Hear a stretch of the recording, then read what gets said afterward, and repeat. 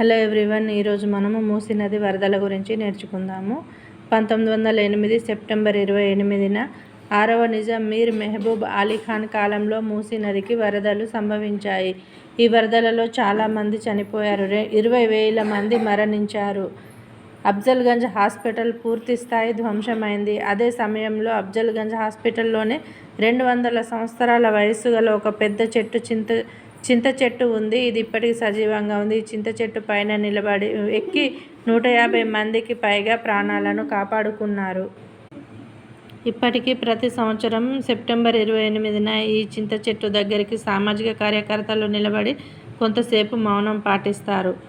అప్పటి మూసీ వరదలలో నిరాశ్రయులైన వేలాది మందికి నిజాం మెహబూబ్ అలీ ఖాన్ ఆశ్రయం కల్పించాడు.